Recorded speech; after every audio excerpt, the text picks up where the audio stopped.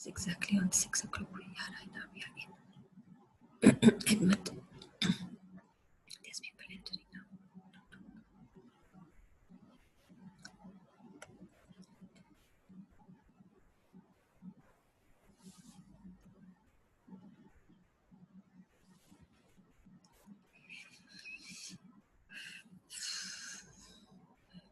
Hello, welcome. Hi, Hanli. Hi there. I'm so happy to see you. Happy to see you too. How are you? How's South Africa? South Africa is nice and warm today, so it's a lovely day. Lovely day today. Will you allow me to share my screen? Yes, let me put you on a co-host.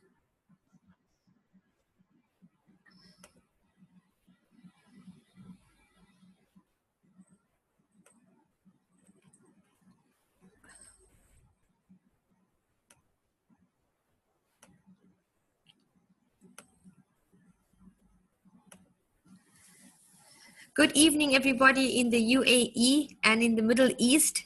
And good afternoon to everybody down south in the world.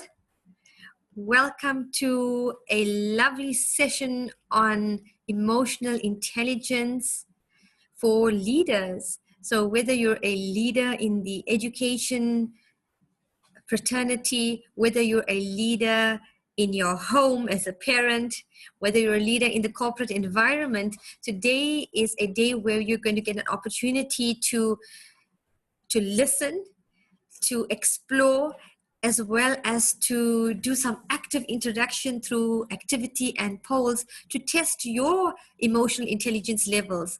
With us on our webinar in this Middle East Teaching and Learning Conference is Hanli and Annandale from South Africa. Hanli is an industrial psychologist and behavioral specialist with the Neuro Leadership Institute, and I'm really proud to have her collaborate with us in this summit. Welcome, Hanli. How are you doing? Hi, Atiya. Thank you so much. Thanks, everyone, for having me. I'm excited to be with you all.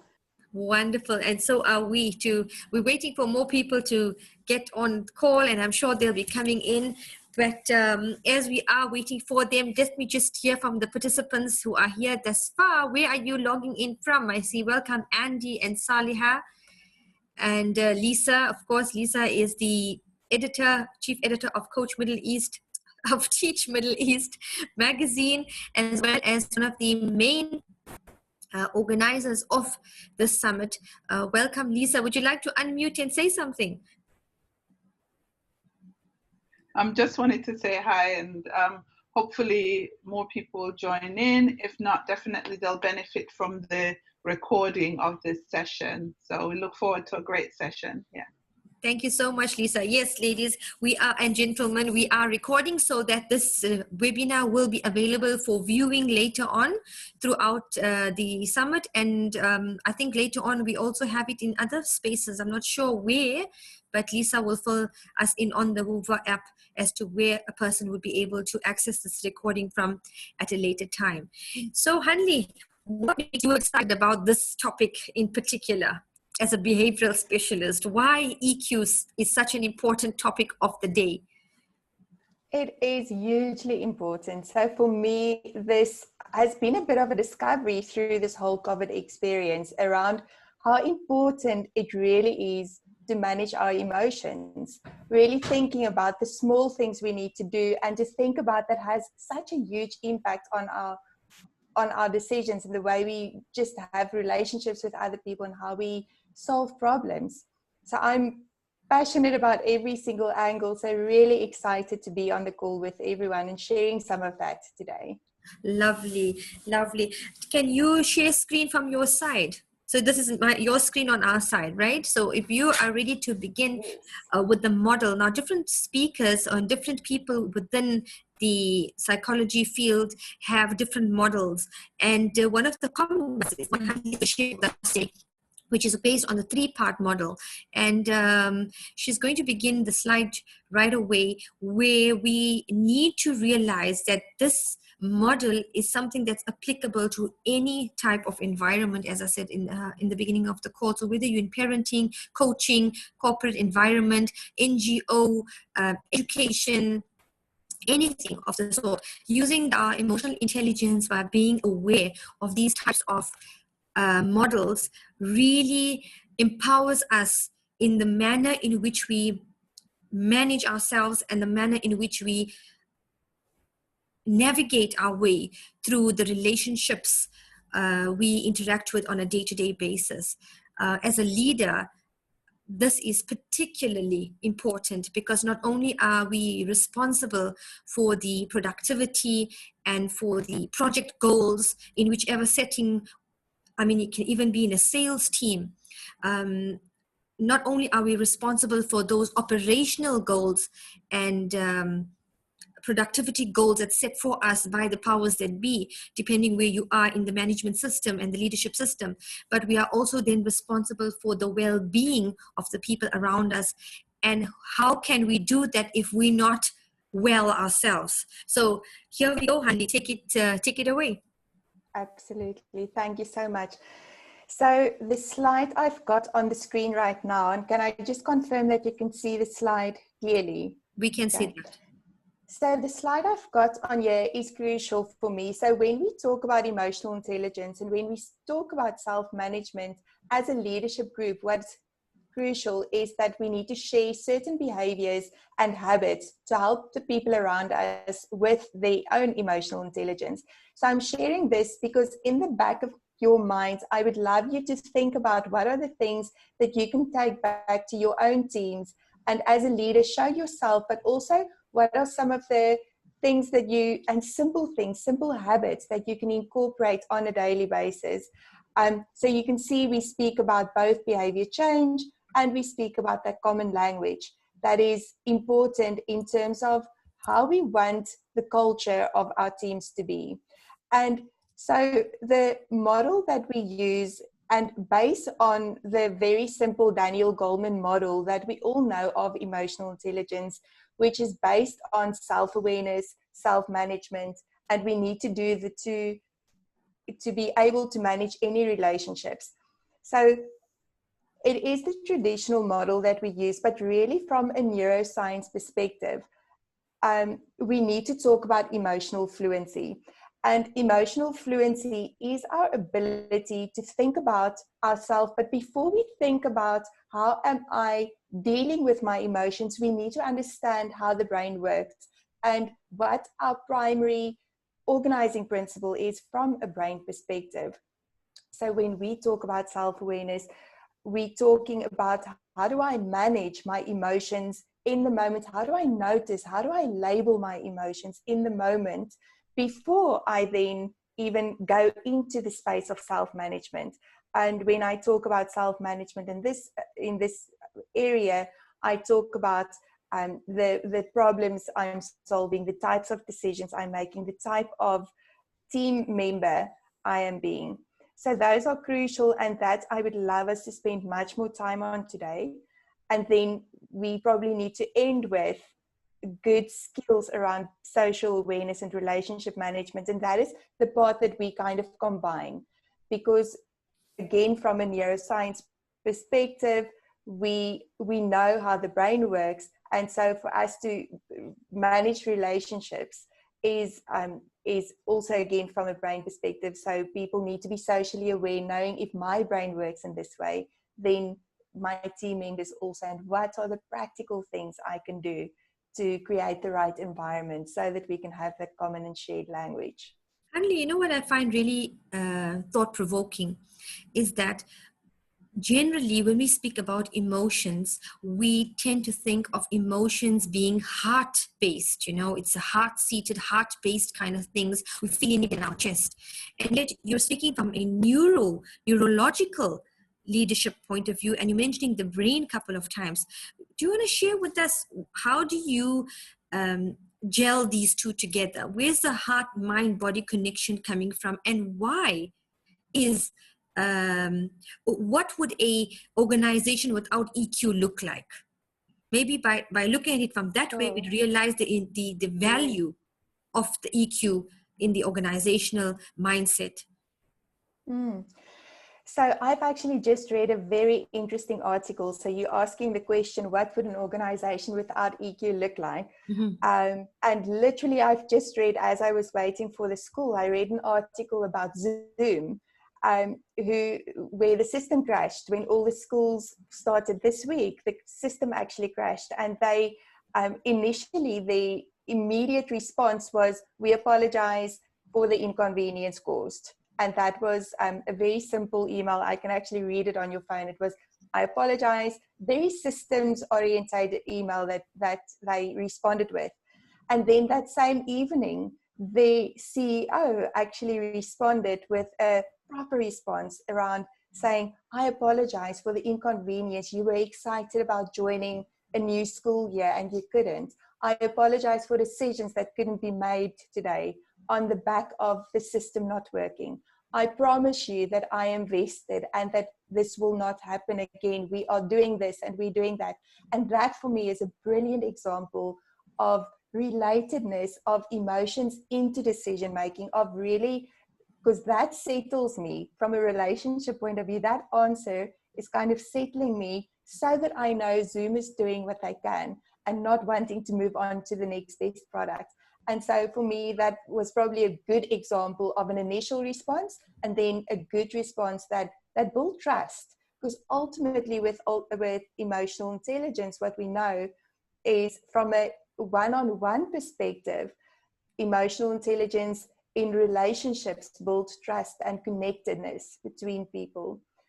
And in teams, emotional intelligence brings psychological safety in teams and between people, which means we are more willing to grow and to learn together. And that's what we all want in our teams. Your question was, what does an organization without emotional intelligence look like? And for me, that would be a systemic, process-driven, tick-boxing company where people are treated like machines and not as human beings that can contribute, and that contributes to more than just work. Wow, that is very, very profound. I like what you said about psychological safety.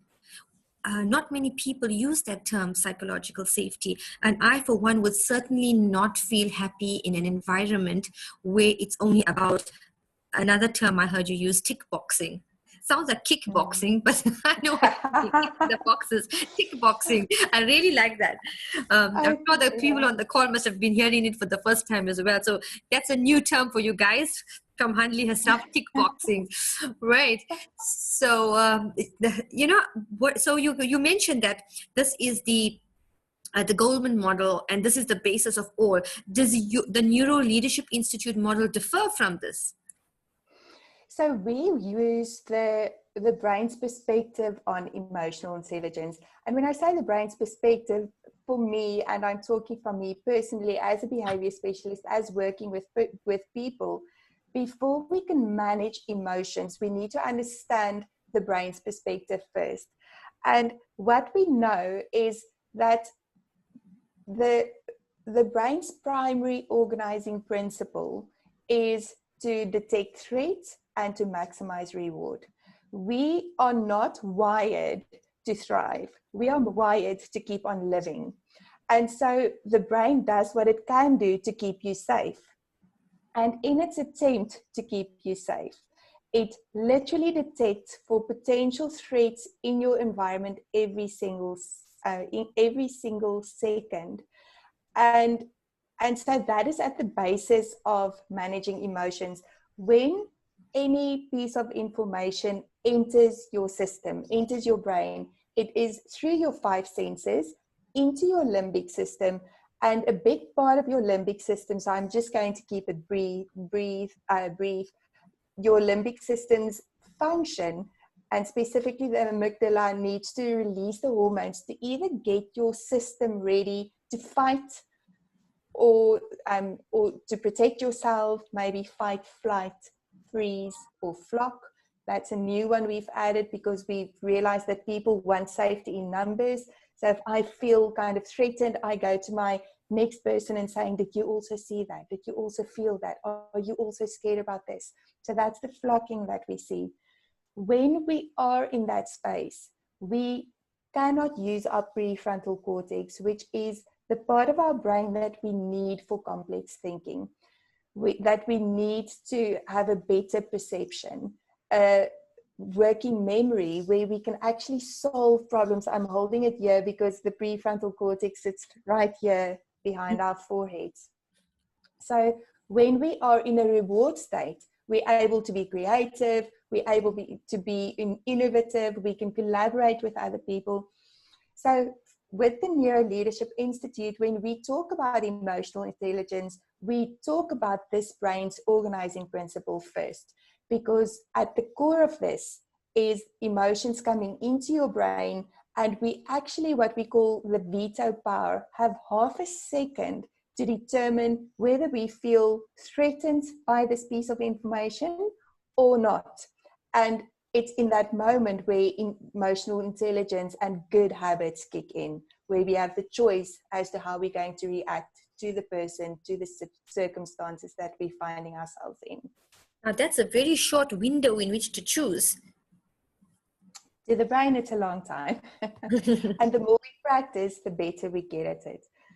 So it's important, because sometimes I also call it the superpower that we've got. So it's scientifically called the veto power.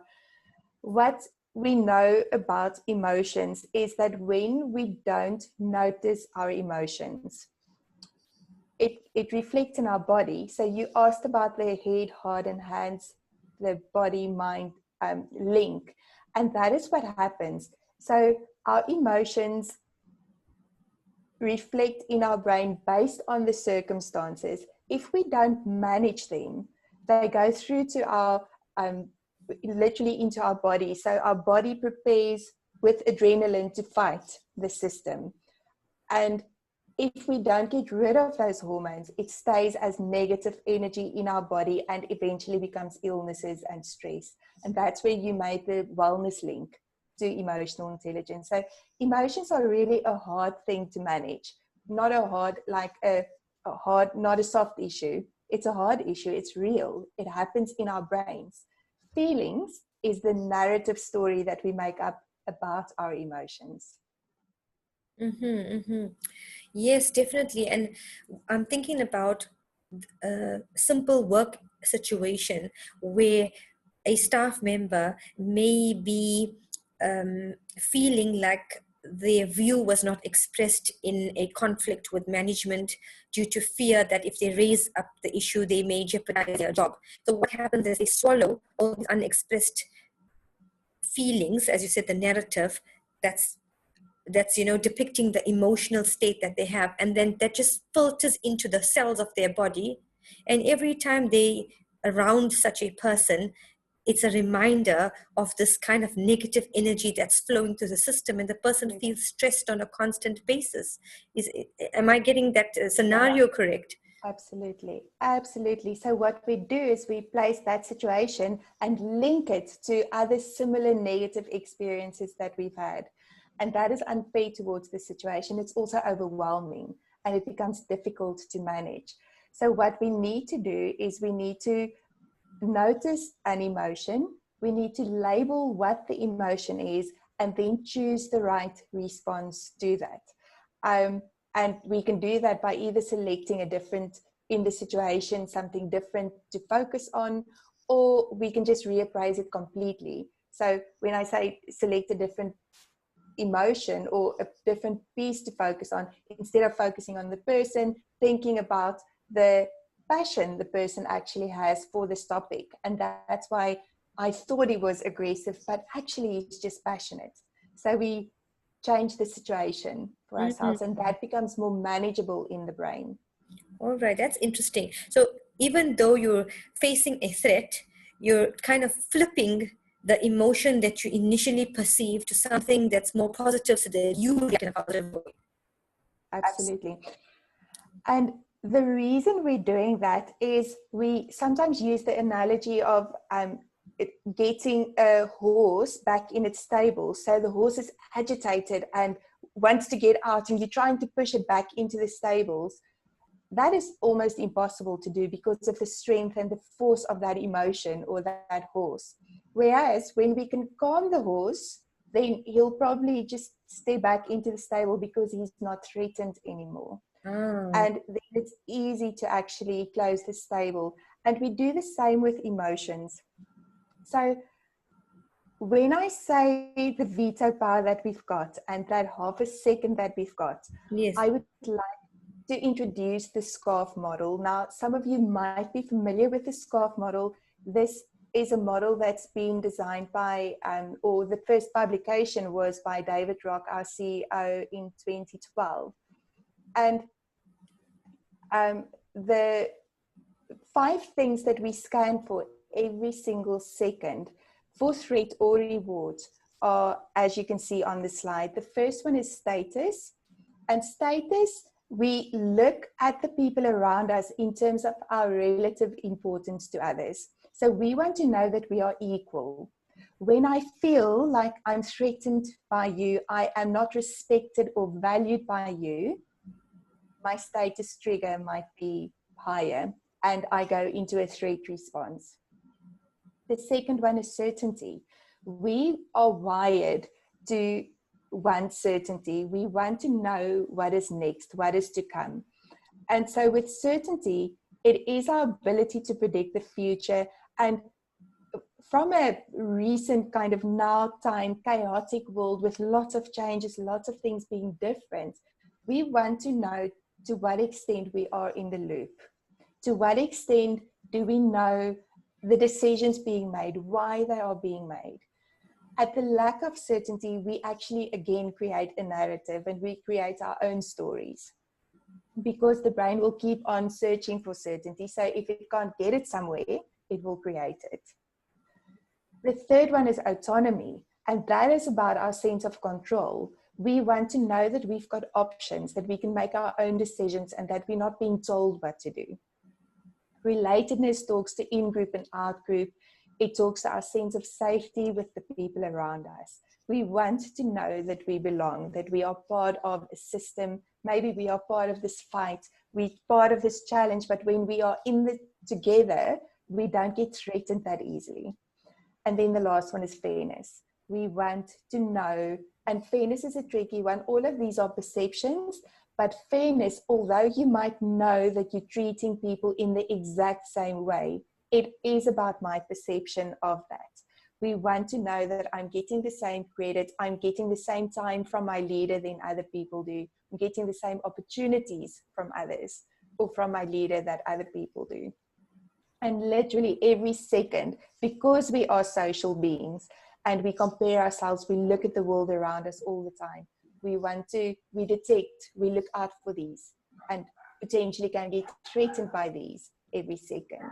So, Hanli, if I can understand you correctly, are you saying that in a general situation or in every situation, our brain is kind of, like probing for these kind of triggers? Is this what you're saying? Absolutely.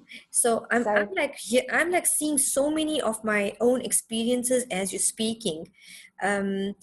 When you said status, I thought of the experience on both sides of the coin, when I am an employee as well as when I'm a leader in my own home or a leader of a project, kind of feeling prickled when people question a decision.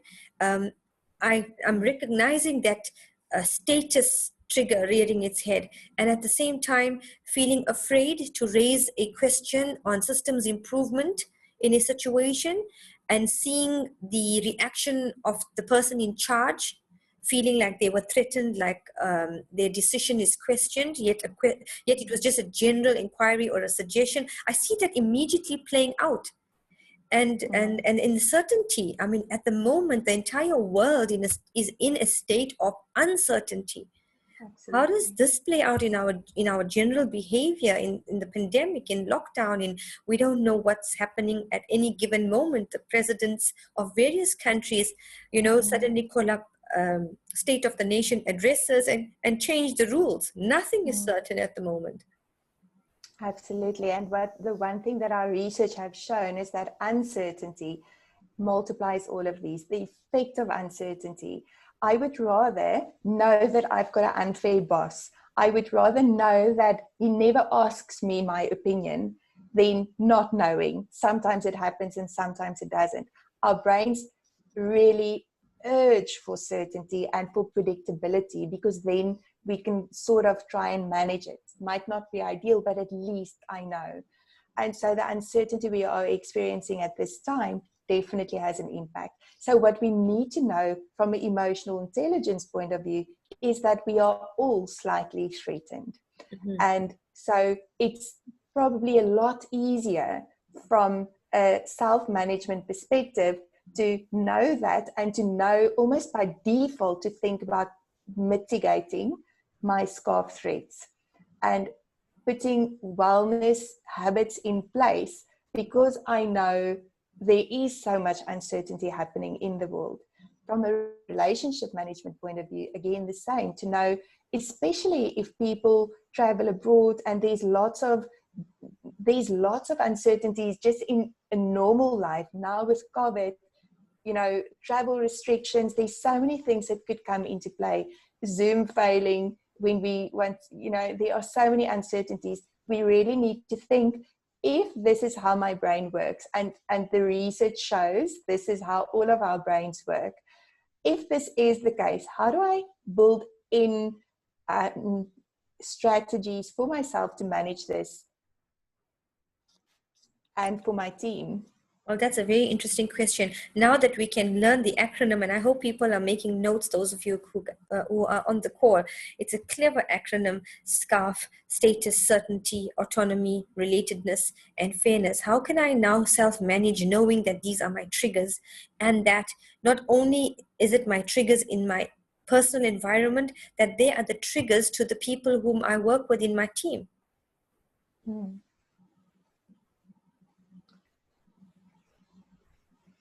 Definitely. So I think the first step for me, so if we talk about self-awareness, if we go back to the EQ model, the first point is to know that this is what my brain scans for. And then secondly, to decide or to know which one triggers me more. Mm-hmm. Because we scan for all 5 of these, but a question we can probably ask the group is, if you just reflect on these, which ones are more relevant for you? Which ones do you think get your back up easier than others? For some people, it's fairness, a huge trigger. I mean, it could be any of these. Well, I invite the participants on the call to put it into the chat. I'm not sure whether the chat is working through the WOVA app. I can see the chat. You can see the chat, but then you're linked on not through the WOVA app. No, so I'm not. Ms. Ricky Oliver, yes, the chat is working, Lisa says. So yes, Lisa, since you're chatting in there, which one of the 5 is your trigger, the one that triggers you the most, if you think about it? Because this is going to definitely be an interactive session. We need our brain, or we need our intelligence now to kick in and override the brain's default mechanism. So Lisa says certainty. For me, I think my one is a combination of status and fairness, to be quite honest. And you might see they actually differ with different circumstances. They actually differ. Honey, what do you find is a common one that's your trigger? For me, relatedness is a big one. I need to know that we're on the same page, that we've got common grounds, that we have got the same passion. So for me, I work very hard at relatedness before I almost can continue with a relationship specifically.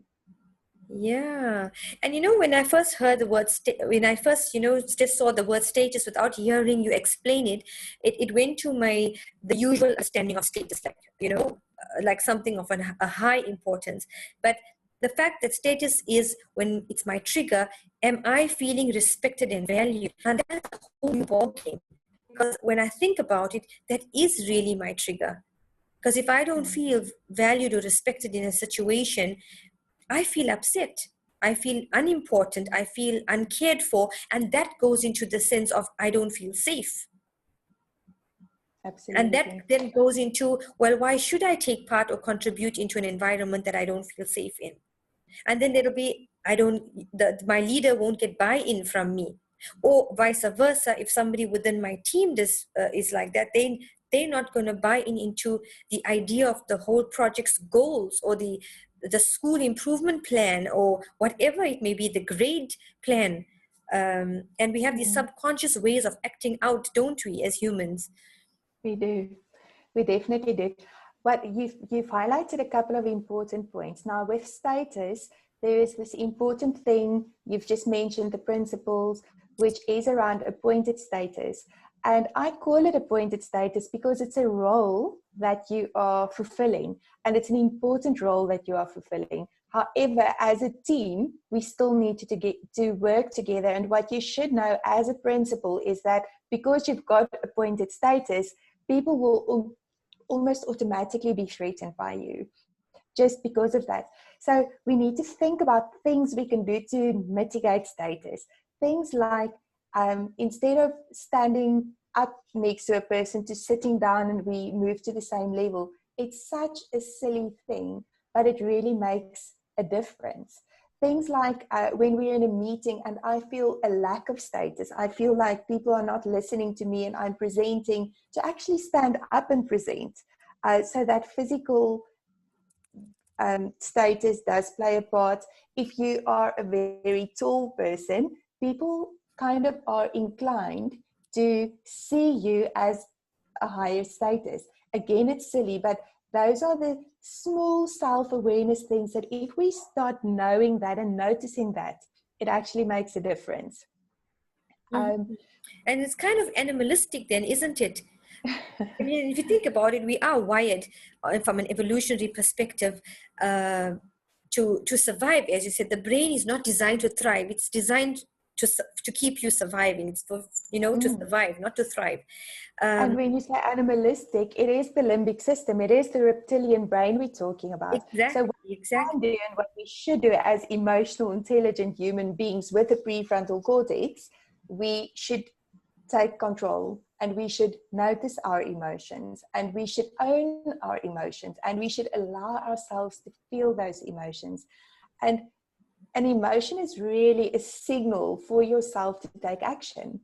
So whatever that emotion is, to detect where does it come from, what is the direct experience, and to rewire, to reappraise that situation so that we don't function in that animalistic brain, but that we do actually function in our prefrontal cortex, where we can navigate this amazing new crazy world that we are living in. Wow. So Hani, you're sparking up so many thoughts in my mind. And guys on the call, please put in your comments and what's coming up for you when you're speaking about the emotions and the feelings. Now I'm hearing things that we hear even as life coaches and whatever coaching field and psychological field one comes from, that feelings are meant to be felt, not always acted on. Then we hear that emotions is energy in motion. And what you just said is that the emotion makes us feel like we need to act upon it.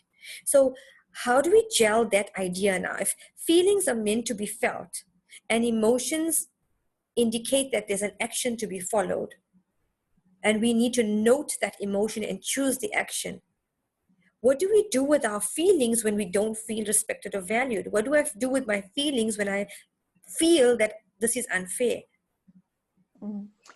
We notice them and we notice, why am I feeling that I'm not respected? What is this person doing? Is he really not respecting me?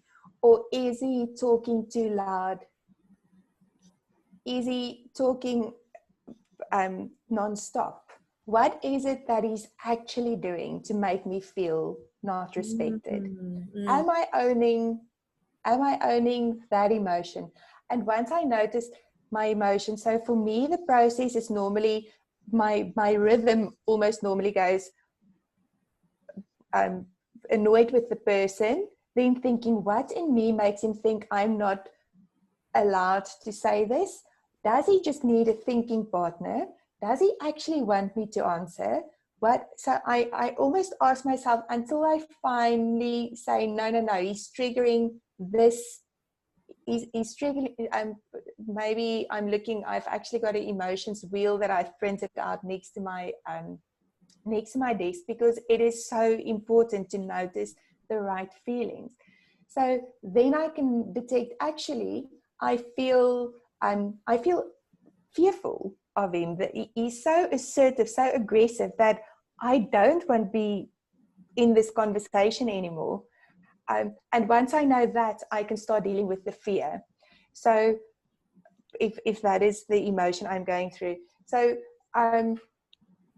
with noticing and labeling, what is important in that labeling, so I've just mentioned the word fear, is not to overthink it, not to think, okay, so I'm fearful of this person because he's, not to overthink it. I've labeled it, now I need to reappraise, and I reappraise it into, no, he's passionate.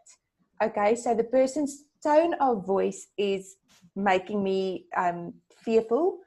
I need to focus on his notes taking, or I need to focus on something different. And you actually elevate your status in doing that. What we also know is that status can't be fought with status, because then it becomes a power struggle. What I can do is I can mitigate status, for example, with creating certainty. So I can say, I can see you're passionate about this. Let's just clarify where we want to be at the end of this meeting. Or let's just clarify, do you want my voice or do you want my opinion? Whatever the words are that's comfortable for you. Maybe you can mitigate it with relatedness and say, okay, so what we both share is the passion about what we are talking about. What we both share is the passion for the children. What we both share is this. But we can mitigate that emotion. So your question is, how do I manage that emotion in that moment? That is so interesting. Wow, this is really not just interesting, that's really empowering what you just said. Because now that a person knows themselves, and it's part of the whole self-management within the EQ model, that if this is one of the triggers, SCARF, one of the SCARF triggers, I need to touch on another one to reduce the tension that I'm feeling from one. I love that. So just to reiterate, you said, if I'm in the status, because lots of people said status, am I feeling respected and valued? And if that's your trigger point, choose one of the other ones to kind of find common ground on. And I also know a lot of the people on the call are leaders. So by nature will have high status, or people that report into them. So what you can do as a leader is by default go in with relatedness. Try and build that common ground. Try and connect with people, because when we've got a connection, we're less threatened by status. Wonderful. So the leader should ideally ensure that the team, well, ideally know, first of all, before doing anything, needs to know that how you feeling in a situation is exactly the same SCARF model that another person is feeling, but Absolutely. You have the appointed status, not the normal status trigger. You have the appointed status, and automatically other people feel threatened by that.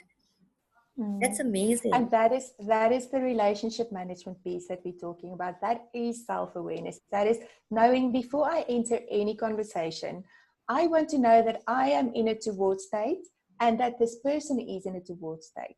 So if they've just come out of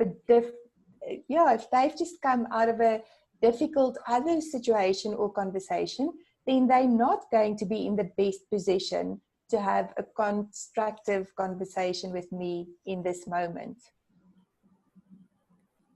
And that often happens, when somebody has already been in a situation that is difficult. It's better to leave them to relax, calm down, than trying to talk to them about it. And I'm sure people on the call have had this experience. You try to step in and fix things, but it just blows out of proportion. So the intentions were good, but something goes wrong. And now we understand, because that person was not in a toward state. And you may be in one. So it's like, the donkeys, the famous picture, one donkey is trying to get the water on one side of the trough and the other on the other side of the trough, and they're both strangling each other at the same time. My goodness, Hanli, you make so much of sense. I'm just worried about the time factor. Let's move on quickly.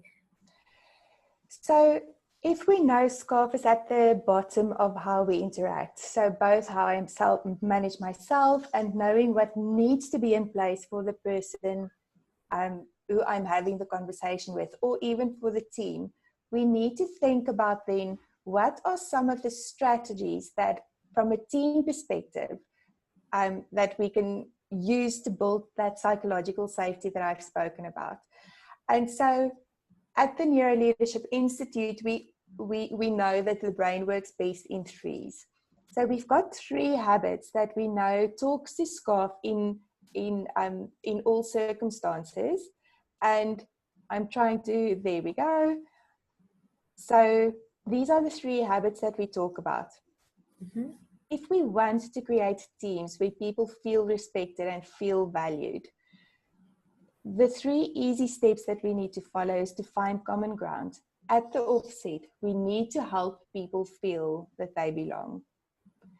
And what we can do there is, and again, what the research shows is that the 2 things that people really judge each other on, and so this is finding common ground is based on the relatedness principle of SCARF. And what we look out for when we want to connect with other people is warmth and competence, of which warmth actually accounts for 90% of what I think of you, and competence only 10%. So we cannot underestimate connection, and just listening to each other and finding that common ground, knowing what it is that we are both passionate about or interested in. Finding common ground really helps us and takes relationships a lot further than just helping create clarity. And I'm saying helping create clarity, that is our 3rd point. But if you don't have finding a common ground, creating clarity can easily fall flat, because then it can just be told and I'm not yet part of it. So that's the first step, finding common ground. The second one is to lift people up. When we talk about lifting people up, we talk about lifting their status and creating fairness for them. So lifting people up is around making people feel valued and respected. So I treat people equally, but I treat them as the important human beings, part of a team that we need to be in. Right now, we know the world is so complex. No one person can solve anything by themselves. It is just too complex. And so lifting people up, make them feel like they've got a voice and they're important enough to participate.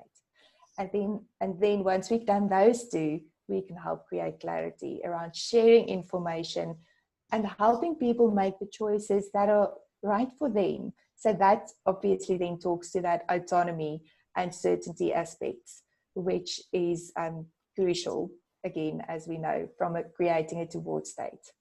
So when I look at these 3 buttons, if I say find common ground, lift people up, help create clarity, the first one, find common ground, was on the R from the SCARF principles, the relatedness. Yes. So we have to go in with an agreement. And I know when I was reading up and learning about negotiation skills, that the fastest way to diffuse a threatening situation is to agree with something, that the other person is disagreeing with you about. Like, for instance, I often do that. If somebody's saying something to me, even in an attack, I'll say, well, that's right.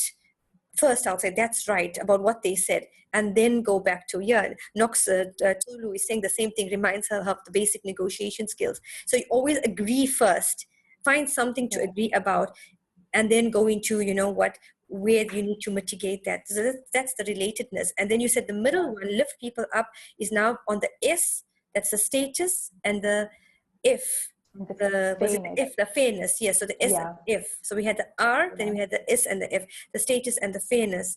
And only when that happens can the clarity and the working towards the common goal, the certainty, come about. Yeah. So I don't think it necessarily has to be that if the others aren't in place, you can't create clarity. So creating clarity brings a lot of, obviously, certainty into play. we know where we're going, we know why we are going there. So certainty definitely helps. But that is, if there's no common ground and you've not asked me about my opinion or my input, then that remains interesting. And it will definitely help because I know where we're going. But if you did it through finding common ground and creating clarity first, you will probably have my full support in the situation. And also when we talk about psychological safety, which we spoke about earlier, this is where it comes in. If we feel psychologically safe, we feel we've got a voice. We feel we can contribute. And we also more comfortable to make mistakes and to acknowledge our mistakes and to learn from our mistakes. And that's really ultimately what we want as teams. You know, Handi, as you're speaking, I'm reflecting on a personal incident. And this is a little bit on the, I'm going to topple this a little bit. And I need you to clarify this for me, right? Say, for instance, now, you've got a middle management leader, right? Say it's a grade leader or a vice principal or somebody like that, okay? And I know in Lisa's case, she's in the editing industry. It may be as a sub-editor, and she's the chief editor of Teach Middle East magazine. That person in the middle management position has got to fulfill their objectives that somebody has entrusted them to do. And I know for myself, and I'm speaking for myself here, and one of the people that I work with as well that's on the call, I know that we take our appointed roles or appointed goals as very important. So competency is a very, very important aspect to our feeling of fulfillment, and that we did not disappoint the persons who gave us that role. And I noticed it within myself that competency, which you said is only 10% and 90% is the warmth, that I actually incorrectly work as competency 90%, and or maybe less than 90%. However, the warmth factor then goes down, and then I'm losing the EQ aspect of handling the team that's below me. How many of you on the call are hearing what I'm saying? That you may be, because you're appointed to do something, you focus on the competency, not actually on the warmth, and then may end up in a situation where things don't always turn out the way you thought it was going to turn out. I don't know if I just want to hear from the audience. Have you had that experience, or is it just me? Am I just one of those weird people that feel competency is really important and to be able to fulfill what I'm appointed to do? But you know, I'm hearing so many things that I could have done better had I been able to apply more of this if I knew better. Lisa says, if you are task focused, then you can forget the people doing the tasks. Yeah, that sometimes that happens, including myself, Lisa. Sometimes I may even forget myself, you know, because I'm so task focused that often I may not even eat breakfast or do something, and which becomes a problem. And she's right, it can become a problem. And that goes back to the emotional intelligence of not managing oneself very well.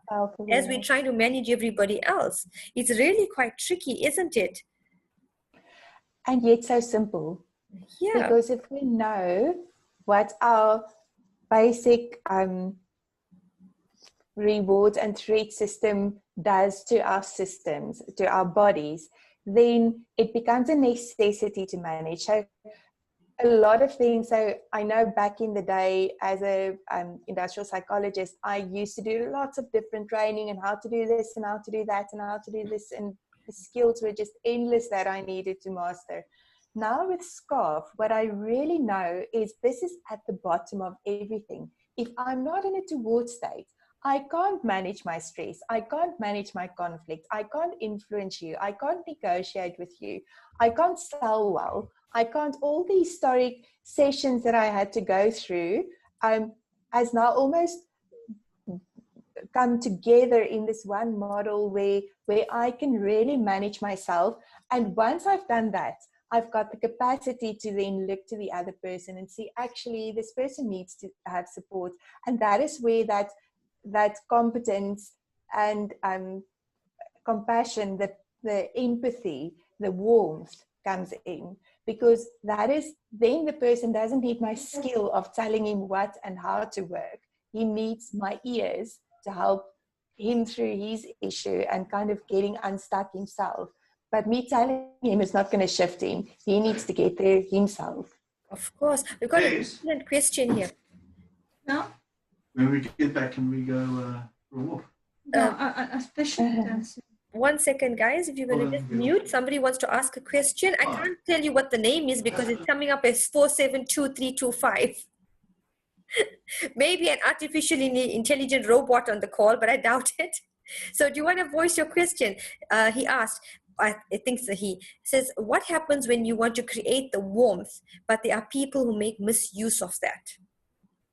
As a leader, you want to create warmth in your team, but you may be afraid that people are going to misuse the warmth. Where's that coming from? That sounds like a trigger.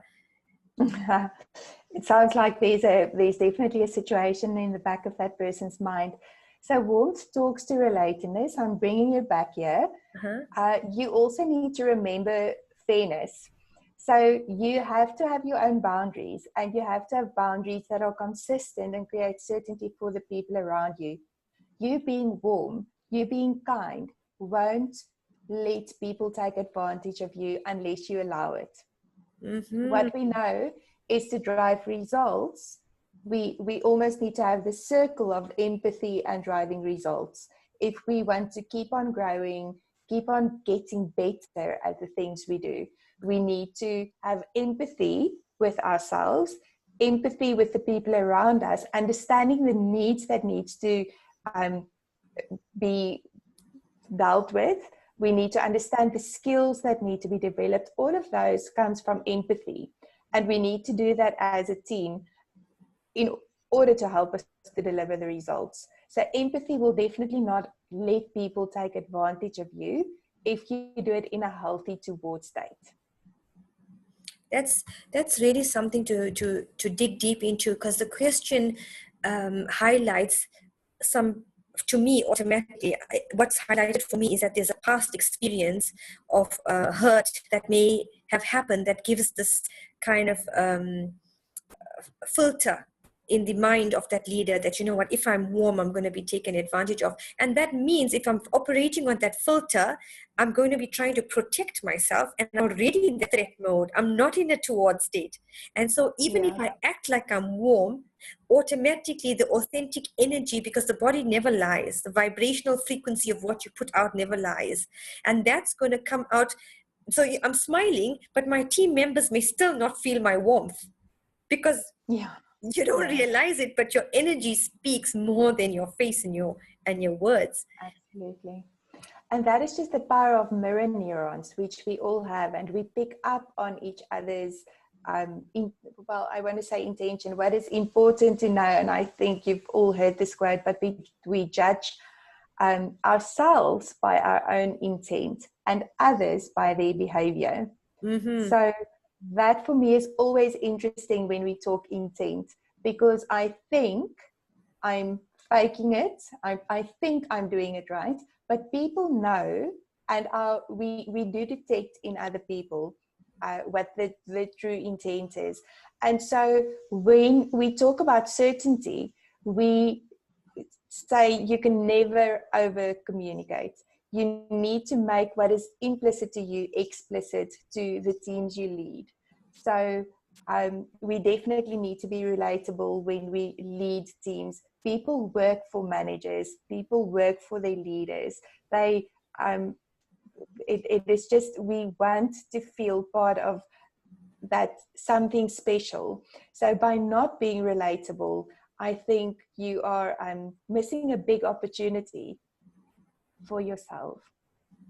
This ties in almost like an underpinning thread to nearly everything we learn in terms of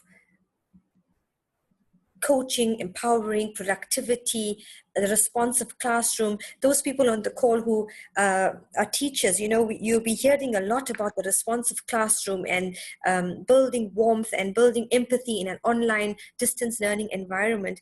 And the thought that was playing out in my mind from yesterday was there's so much of emphasis being put right now on the responsive classroom and how teachers need to make their kids, their school kids, feel accepted, have these morning meetings, have give them deal with them with proactive discipline, give them a wide variety of choices to give them that decision making and thinking skills and abilities, and as well as to have a very positive, consistent language. And then I thought to myself that how is that actually being played out by leaders throughout the education industry worldwide towards their actual teaching staff? How is this being played out by sales managers towards their teams in sales, whether it's an insurance industry or service industry, product industry? How is that responsive team playing out? And I can see staff coming out in everything. Mm. And especially if you say in the classroom, can you imagine if I am a teacher and I am in a threat state and I need to teach children?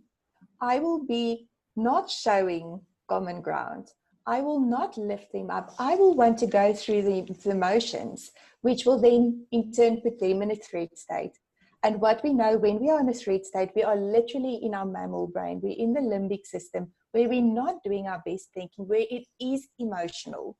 And so that is why we need to understand the impact of emotional intelligence and the impact of, first of all, being self-aware and knowing what our brain's very basic organizing principle is, because it really is at the bottom of our effectiveness. Oh, I don't think truer words could have ever been said, because whether it's the classroom, and I mean, look at the impact of that. If that teacher is feeling in a threat state and goes into an online classroom or a offline into an actual classroom with the students, and if they're feeling threatened, they don't feel that they belong, they don't feel respected, they don't feel valued, how on earth is that person to be giving out that they belong and they're part of it, and they have certainty? And it's even more important that it's in a time this pandemic when they're wearing masks on and having sanitizers, And even if we turn it to take education out of it for those people on the call who are not educators, think about it from a sales point of view. You're sending out your staff to talk to your customers. Your customers are the people that are putting the ka-ching in your company's coffers. If you're sending out your staff into the world, online or offline, you're damaging everything. There's no efficiency and effectiveness there. Wow, this is amazing. Thank you so much for everything you've shared. It's like almost like you've lifted the lid on a Pandora's box, but yet there's a treasure box within that. And we need to get you again and again to go through this, because it seems like it's just like the tip of the iceberg. How many of you feel like that on the call? I mean, is it just me that's buzzed up with excitement, or is anybody else feeling this? Like, wow, so much to think about. Can I hear from people on the call? Saliha says, what about those who don't take it seriously, don't take I'm not sure what you mean there, Saliha, by it. Do you mean the goals, or do you mean take the leader seriously because of the warmth factor? The leader. Saliha clarify that. What about those people who don't take the leader seriously because of the warmth that they may be showing? So I think we need to cut ourselves, have grace with ourselves. So if you are the leader that doesn't necessarily get the respect that you think you deserve, start again. Find common ground with your people, lift them up, and create clarity. I know it sounds very simple, but what you are really doing is you need to see yourself a bit as a chemist of the brain. If people are threatened, they do fight. And remember the 4 things: that fight, flight, freeze, or flock. And maybe what you are experiencing is the flocking, where people actually pull together in different ways, but against the leader. So the big thing the leader can do in that case, for me, I would start with common ground around the relatedness.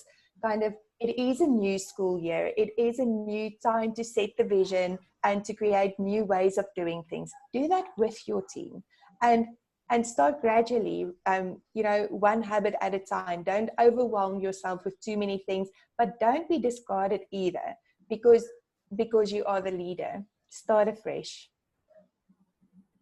I think that's a really very practical point, because even if a team in this induction week before school is starting, even if a team leader asks their team members to kind of share their fears for the year, or share their hopes, or share what they're grateful for, that's already common ground.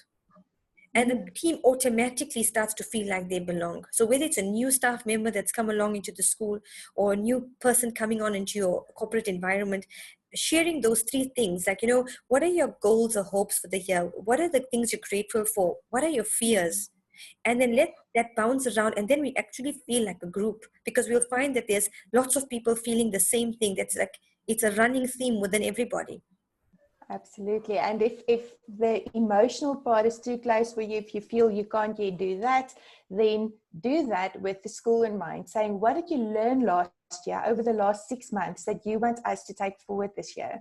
So it's a bit more distant, but it will create that common ground. You'll get the voices around the room, and then select the 3 things that you as a team want to focus on. It's a brilliant idea, Atiya. Yeah, it really, now that you're talking about it, I mean, the idea just popped in my mind, but it makes so much of sense. It really does, because, and I like what you said, because if a person doesn't feel comfortable as a leader to expose themselves, maybe because that status is a trigger, or they don't feel safe in an environment, perhaps they were ganged up, as you said, the flock mentality. Maybe they felt like the previous experiences of leadership within another school, or even in the present team that they're leading, if they felt they were ganged up against or ganged up on, then they may definitely not feel safe. Like, as the previous guy said, the warmth may be taken advantage of. So using the school or that corporate or the industry that you're in, that goals, then slowly people will still see you as you are still asking them about their ideas, their choices, and their thoughts, which makes you look more approachable. It makes you look more human. And then that starts to be able to, so you actually start to feel valued and respected. It's almost like you're giving and you're getting at the same time. Yeah, absolutely. And in that, you replace those negative hormones with motivation. And that is really what we want in our system. So see yourself as a chemist of your brain. Think about your emotions. Use your superpower, your veto power. And the more you practice, the quicker and the easier it will become. Use your superpower, which is the beta power. I'm just putting that in the chat. Yeah. And just tell us again, in a short nutshell, what was the beta power? Exactly. The veto part was that half a second between the first initial signal and before the hormones get released that are either negative or impacting you in a negative way that might make you fight, flight, freeze, or flock, or that can actually make you feel motivated. The dopamine and the oxytocin, the feel-good hormones that gets released. And you've got half a second to reframe, reappraise, put that horse, calm the horse, put it back in its stable to allow a better situation for yourself. I think one of the easiest ways for somebody to get in or to tap into that half a second, which they obviously need practice, a lot of practice, doing, because it wouldn't be so easy if you're just starting it, is to identify which are those 4 F's are you feeling when you suddenly feel anxious or in a stress. Are you in the fight? Are you in the flight? Are you in the freeze? Or are you in the flock? And then ask yourself why. And if you're still practicing that half a second, I mean, today I still do that. The other thing, if the hormones have been released, if you feel stressed, if you feel fight, flight, freeze, or flock, then breathe. Oxygen dilutes the hormones. So breathing, mindfulness, writing down your emotions is crucial to self-manage. to think about yourself with grace, with acknowledgement that you are also just on this journey. You don't have to have it perfect. You just need to start. Wow. Hanli, we have unfortunately run out of time. We're over time, and I would love to keep you on this call, but I cannot. So I thank you so much from the bottom of my heart for the amount of insight and wisdom you've shared with us. Comments coming here. Wow, awesome words. Thank you from our robot 472325 on the call. And thank you so much from Lisa, who is the organizer of this event. We're so honored to have you on the call, Lisa. Of all the so many summits that you could have attended, you chose this one. We're really honored to have you. Thank you so much for spending that time with us. Ricky says it's her. Thank you, Ricky, for the call, for the comments. And you know I'm teasing. You know my personality. So. Yes, thank you, Handi. This is amazing. I'm definitely going to have you on different platforms to share with us more of this wisdom and to get us to start being better self-led individuals so that we could lead our families, our spouses, our children, our work teams, our philanthropic support groups or charitable organizations we are part of. Where would a person not need to be emotionally intelligent? Absolutely. This is what separates us. This is what makes artificial intelligence artificial and the power of human intelligence. This is where there'll never be an artificial super intelligence that's going to be stronger than human. And I'm talking about that because last week I spoke on developing human intelligence in an artificially intelligent world. This is really amazing. Any last words, Hanli, before we end the call? I know we are all on the same journey. So my best advice to you is share what you've learned today with a friend and create an accountability partnership between you. Get someone on this journey with you. Tell them what you want to achieve, not more than 3 things at a time, and start somewhere and report back to each other in a supportive way. That's it. Thank you so much for the opportunity. I really liked talking to you guys. Thank you very, very much. Hanli, may I share this PowerPoint on the group with the leaders who are here? You can. I can. Okay, great, guys. So I've put it into the chat. So those of you who want to take this into your teams and run a professional development session with this, Hanli can be contacted at the Neuro Leadership Institute of South Africa. And you can get her number from me directly, as well as from Lisa of Teach Middle East. So there's many ways in which you'll be able to get hold of her if you want to have her for a professional development for your teams. And I think that would really be something intelligent and smart to do. So there's the PowerPoint, and if you don't have the school budget to do so or whatever else while you're waiting for it, you may want to use that PowerPoint and plug in your notes into it so that you can empower others with this knowledge and build smarter, more intelligent groups and teams within your organization in whichever industry, so that ultimately we are productive, efficient, healthy, and kind human beings. And that's what makes all the difference to the life that we're living. Absolutely. Take care, everybody. Good evening. I know it's now evening for you, Hanli. You're entering into the evening. Thank you, everybody here in the Middle East and the Gulf areas. I know this is definitely going to be watched over and over and over again because it's on the recording. And yes, thank you for joining us on call. Those of you who did so, it was wonderful to have you here and to hear your interactive support.